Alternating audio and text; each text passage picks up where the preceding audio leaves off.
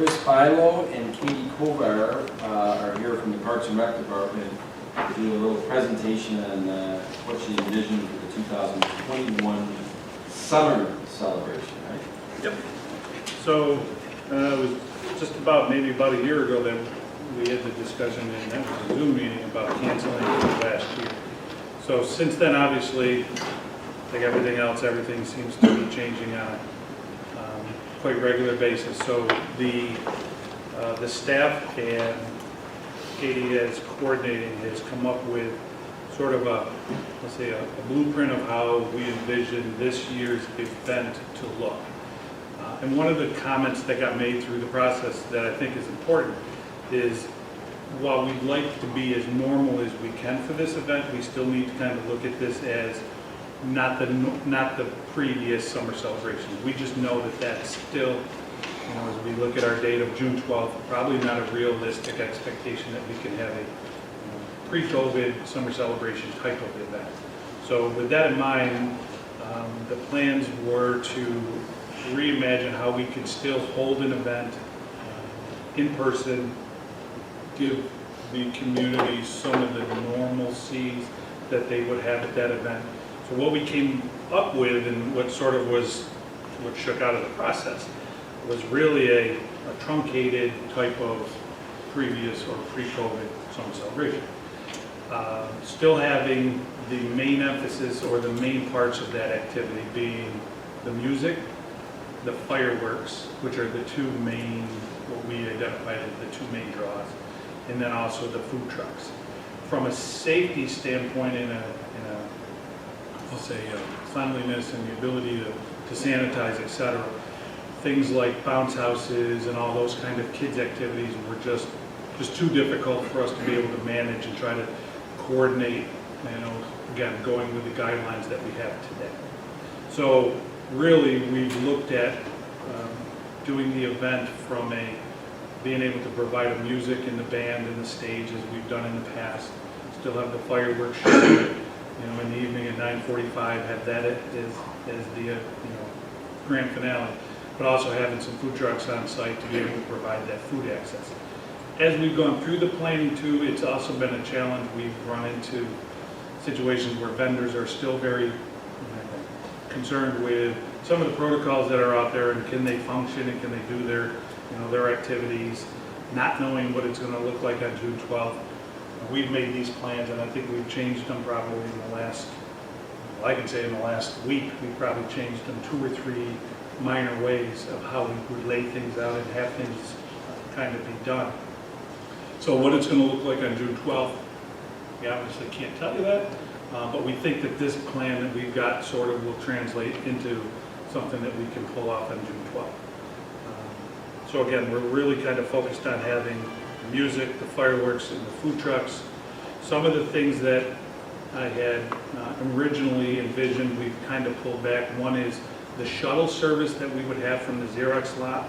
Again, trying to coordinate from a bus standpoint of how we do that. That probably doesn't seem as feasible as we had hoped maybe by June 12th would be. So we're going to go away from the shuttle service, but we still do have access to those lots at Xerox. People will just have to get themselves over. And we do have some other options, golf cart, etc., if we really ran into an emergency where we needed to get somebody. But the other option that we came up with is dedicating one of the lots, potentially the farthest Xerox lot to the west. Dedicating that is what we've sort of said is a family fireworks slot. So if we have families that don't want to come in and don't feel like going into what will be the crowd on the on the grass area, but still want to see the fireworks, we'll have a lot that maybe opens at, say, 8 p.m. and we start allowing cars to fill in at around 8 o'clock. Gives them about an hour and a half or so to kind of have their own little area. They can stay within their 6-foot radius of around their vehicle, stay in their car, listen to music, etc. And when the fireworks go off at 9:45, they've got prime viewing from that park. So it gives them that ability still to be able to participate if they don't feel like going into the actual event. So it kind of gives a secondary out. Obviously, from a programmatic standpoint, increasing the number of restrooms that are on site, increasing the number of porta johns. So instead of having the trailer, getting wheelchair accessible single units, place them around the park so we have more stations for people to use. Hand washing stations throughout. We would put the idea, we're looking at putting the food trucks in the parking lot, so it would open up the green space, so we don't have that blocked off. Food trucks would be in front of the building, sort of in that drive-through loop area, space people out. Again, not ideal, but doable in the fact that we can keep things really spread out. That campus is large. We have put a request out to the county to give us some guidance on the number of people that we should maximize it to. How that plays out after today's news, who knows how that'll work. But we have asked for some of that guidance because right now some of the current restrictions in regards to attendance still do have some issues. We would have some issues with in regards to attendance if those don't change. But again, by June 12th, you never know. The band has agreed to play a couple extra songs at the end, which will kind of filter and dilute the crowd when they're leaving. We'll also have some lighted areas as well, so we can have multiple paths, so not everyone is leaving at the exact same time. But that will help with crowd control as well. All of our staff is on board to kind of walk around the premises, ask questions, make sure people are following whatever guidelines, whatever they look like on June 12th. I'm pretty confident in my conversations with Chris that our staff can pull this off with whatever guidelines we're given. So we will bring in some extra part-time staff, some of our current on-staff people, to bring them in just as added, I'll say, people within the park to be able to kind of encourage that, those regulations, and make sure people are feeling safe. I gotta say, Chris, when he and I talked today, he told me about how, I love going to that Fairport Music Festival, and I know it's always in August. Did you guys know that it's in June this year? And it's the week before this.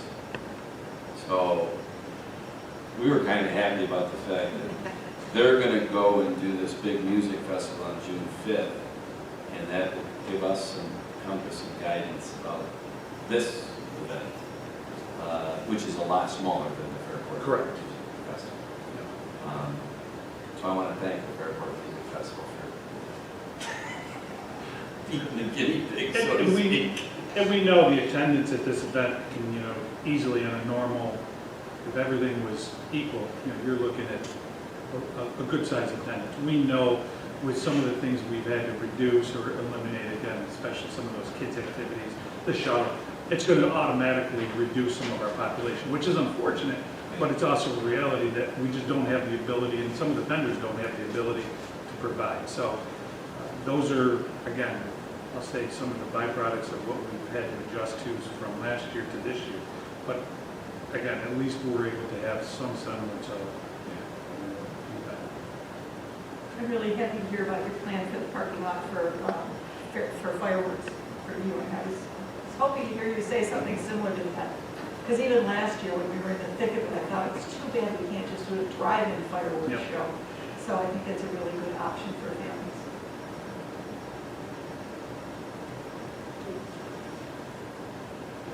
Any questions? No, it's good. It sounds like things are going to work out. People that are credit for not just canceling this year, because some of us and stuff, obviously they're on board. And I'm glad to hear that the plan obviously reflects, because I think in the next few weeks things are going to change, but hopefully change dramatically. The CDC comes out and, no mask policy or guidelines, actually recommendations, but that doesn't mean that each individual state is going to adopt the recommendations. This is New York State. And it also doesn't mean that everybody's going to be comfortable with that. Everybody's kind of got their own level right now. Right. And we've had some discussions with some of the other towns. Actually, we had a meeting this morning where there were 4 of the municipalities. We were kind of just going over this. What are we going to be looking at for the summer from an event standpoint? And it's funny, we had that meeting at 11 o'clock, and by 3 o'clock this afternoon, some of what we talked about at 11 o'clock wasn't even pertinent anymore now with some of the, potential changes that are coming with what came out today from the CDC. So it is changing, and each one of the towns is doing something, each one is doing something different. But again, I think for us, this is from a plan standpoint, makes the most sense. And we're ready to adapt one way or another too. I mean, that's the nice thing about what we've been doing is that we've learned to adapt quickly with these events, so